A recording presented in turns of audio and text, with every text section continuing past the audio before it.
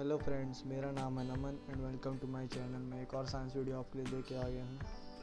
तो आज की वीडियो में हम देखने वाले हैं कि जो डायमंड्स होते हैं उनमें ये इतने ज़्यादा शाइन या स्पार्कल या चमक जो भी कहते हैं, ये इसमें इतना ज़्यादा क्यों होता है, क्यों डायमंड्स इतने ज़्यादा सुंदर होते हैं।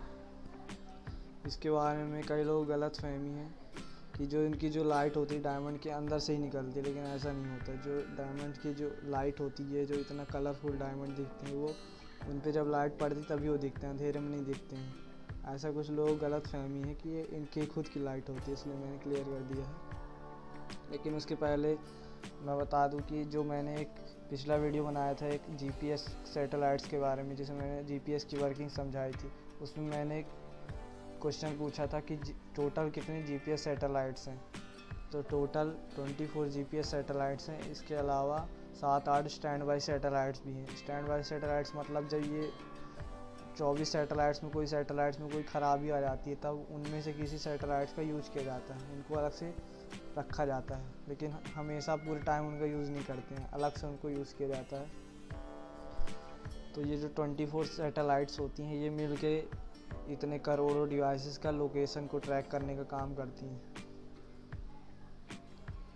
चलिए देखते हैं डायमंड में ये इतना ज़्यादा शाइन कैसे होती है। इसके पहले हमें लाइट के बारे में कुछ चीज़ें जाननी होंगी। पहला एक चीज़ रिफ्लेक्शन का मतलब होता है जब लाइट किसी एक मटेरियल से, किसी एक ट्रांसपेरेंट मटेरियल से या मीडियम से दूसरे मीडियम की ओर जा रही होती है, तब वो जब दूसरे मीडियम से टकराती है तब वहाँ से वो बाउंस करती है, तो इसे हम रिफ्लेक्शन कहते हैं। इसके अलावा एक और चीज़ होती है जब लाइट एक मीडियम से निकलते हुए दूसरे मीडियम में अंदर जाती है और तो वो थोड़ा सा मुड़ती है या बेंड होती है, तो उसे हम रिफ्रैक्शन कहते हैं। ये तो बहुत कॉमन चीज़ है, लगभग सभी जानते हैं कि रिफ्लेक्शन में जो लाइट होती है एक मीडियम से दूसरे मीडियम जाते समय बाउंस हो जाती है, और रिफ्रैक्शन में जो लाइट होती है वो बेंड हो जाती है। इसके अलावा दो और चीज़ें होती हैं, एक एब्जॉर्प्शन और एक डिस्पर्सन। एब्जॉर्प्शन में जो लाइट होती है वो एब्जॉर्ब हो जाती है दूसरे मीडियम के द्वारा, और डिस्पर्सन में जो वाइट लाइट होती है वो अलग अलग कलर्स की लाइटें बढ़ जाती है। हमें एब्जॉर्प्शन और डिस्पर्सन से ज़्यादा कोई लेना देना नहीं है, हमें मेन इन दोनों से ही, रिफ्लेक्शन और रिफ्रैक्शन से ही हमें समझ में आ जाएगा कि कैसे ये डायमंड का जो भी ये साइन होती है वो क्यों आता है। तो इसमें हम पहले देख लेते हैं कि जैसे कि यहाँ पे इस मीडियम को हम ग्लास मान लेते हैं और इसको हम एयर मान लेते हैं। तो जब लाइट जो होती है वो इस लाइन से, इसको हम नॉर्मल कह दिए, जो रेड वाली लाइन है डॉटेड लाइन, इससे जो एंगल बना रही होती है, जैसे यहाँ पे एक एंगल बना के निकलती है, तो जो लाइट होती है वो उसका कुछ पार्ट यहाँ से जाने के बाद कुछ पार्ट उसका रिफ्लेक्शन होता है, रिफ्लेक्ट हो जाता है, और कुछ पार्ट जो होता है वो रिफ्रैक्ट हो जाता है, या मतलब कुछ पार्ट बेंड होके उस ओर चला जाता है दूसरे मीडियम में, और कुछ पार्ट जो होता है वो उसी मीडियम में रह जाता है और वापस बाउंस हो जाता है।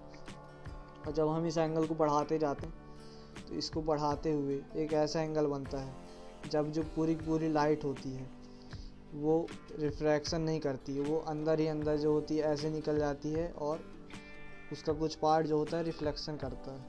और फिर जब इस खास एंगल से, जो इसको क्रिटिकल एंगल कहते हैं, इस एंगल से ज़्यादा बड़ा एंगल अगर लाइट बनाती है, जैसे यहाँ पे जो एंगल बना है ये इस क्रिटिकल एंगल से ज़्यादा बड़ा बना है, तब ये जो लाइट होती है यहाँ पे क्या करती है कि ये पूरी की पूरी जो होती है रिफ्लेक्शन हो जाता है इसका। मतलब बिल्कुल भी कोई पार्ट ना तो ऐसे जाता है ना तो ऐसे जाता है, पूरा पार्ट वापस बाउंस हो जाता है। जब ये ऐसा होता है तो इसको हम कहते हैं total internal reflection. Total internal reflection से ही हमें इसको समझ में आ जाएगा। तो ये ग्लास और एयर के बारे में था। अब डायमंड में ये कैसे होता है। डायमंड में जैसे ये पार्ट पूरा डायमंड का है और ये एयर का है। इसमें जब एयर से डायमंड में जब लाइट आती है, वाइट लाइट आती है, तब ये यहाँ से निकलने के बाद यहाँ पे टकराती है इसके डायमंड के एक साइड में, जहाँ पे इस साइड एयर होती है और इस साइड डायमंड होता है। तो यहाँ से ये जो एंगल बनता है, ये इस नॉर्मल वाली लाइन से जो एंगल है इसका ज़्यादा बड़ा बन रहा है क्रिटिकल एंगल से। जो डायमंड में ये जो क्रिटिकल एंगल होता है वो लगभग 24.5 डिग्री का होता है, जबकि ग्लास में जो एंगल होता है लगभग 42 डिग्रीज का होता है। ये एंगल जितना ज़्यादा छोटा होगा उतना ज़्यादा ही लाइट जो होती है वो इसके अंदर आने के बाद इंटरनल रिफ्लेक्शन होता है उसका। तो यहाँ पे ये जो एंगल बन रहा है 24 डिग्री से ज़्यादा है, तो ये जो लाइट होगी ये अंदर ही अंदर बाउंस हो जाएगी और यहाँ दूसरे पार्ट में आएगी। फिर यहाँ भी अगर एंगल ज़्यादा बड़ा होगा तो यहाँ से भी इसका रिफ्लेक्शन होगा। फिर कहीं ना कहीं जाते हुए एक ऐसा पॉइंट आएगा जब ये जो एंगल बन रहा होगा ये 24 डिग्री से कम बनेगा, तब ये जो लाइट होगी यहाँ पे रिफ्रैक्ट होके निकल जाएगी। तो इससे जो ये लाइट होती है यहाँ से ये आई तो बाहर से ही थी, लेकिन यहाँ से निकलने के बाद इधर से टकराने के बाद यहाँ से ऐसे निकलती है, तब हमें ये लगता है कि लाइट इसमें से आई है, तब ये इसमें इतने ज़्यादा चमक आती है, इतना इसमें से लाइट हमको दिखती है। और ये अलग अलग मटेरियल्स के लिए अलग अलग एंगल होता है। सबसे कम एंगल होता है डायमंड में लगभग ये 24.5 डिग्री एंगल है, यानी कि ज़्यादातर लाइट जो होती है हमेशा इससे बड़ा एंगल ही बनाती है। सिर्फ इतने से और इतने से इतने के बीच में जो लाइट होगी वो अगर निकल रही होगी तभी वो रिफ्रैक्ट होगी, नहीं तो वो अंदर ही अंदर ऐसे बाउंस होती रहेगी। और ऐसा जहाँ से भी कहीं से भी लाइट आएगी तो वो अंदर बाउंस होने के बाद किसी न किसी एंगल से जब वो एंगल छोटा हो जाएगा तभी वो बाहर निकलती है। और जब वो बाहर निकलती है तभी वो हमें अलग अलग रंगों में दिखाई देती है। और ये जो रंग होते हैं इसके जैसे यहाँ पे रेड कलर की लाइट है और यहाँ पे वायलेट कलर की लाइट है। ये जो लाइट होती हैं दोनों, इसके बीच में बाकी कलर्स भी होंगे। ये लाइट वाइट लाइट से निकलते हुए जब बढ़ जाती है या डिस्पर्सन हो जाता है तब ये हमें अलग अलग रंगों में दिखती है। बेसिक आइडिया इसमें ये था कि जो डायमंड होता है उसका क्रिटिकल एंगल सबसे छोटा होता है, इसलिए वहाँ पे ज़्यादा से ज़्यादा लाइट जो होती है वो अंदर ही अंदर रिफ्लेक्शन करने के बाद ही बाहर निकलती है। इससे हमें ये लगता है कि ज़्यादातर लाइट उसकी खुद की है। और इसके अलावा डायमंड के सिर्फ मटेरियल से फ़र्क नहीं पड़ता, उसके साथ उसकी कटिंग का एंगल के भी डिपेंड करता है कि वो कितना रिफ्लेक्शन होगा, कितने उसमें से लाइट चमकेगी। जैसे यहाँ पे ये जो एंगल बना था इस नॉर्मल से, ये एंगल क्रिटिकल एंगल से ज़्यादा, इसलिए यहाँ पे रिफ्लेक्शन हो गया। लेकिन इस वाले डायमंड में यहाँ पे ऐसी कटिंग की गई है कि जो इसका जो एंगल बन रहा है यहाँ से लाइट निकलने के बाद वो 24 डिग्री से कम का बन रहा है, इसलिए यहाँ से लाइट निकल गई। अगर ये लाइट यहाँ से निकल जाएगी तो मतलब ये वापस तो आने नहीं वाली, तो हमें दिखेगी भी नहीं, ऐसे ही चली जाएगी जैसे कि नॉर्मल ग्लास में होता है। क्योंकि यहाँ पे क्रिटिकल एंगल से छोटा एंगल बना रही थी, इसलिए यहाँ पे ऐसा हो गया।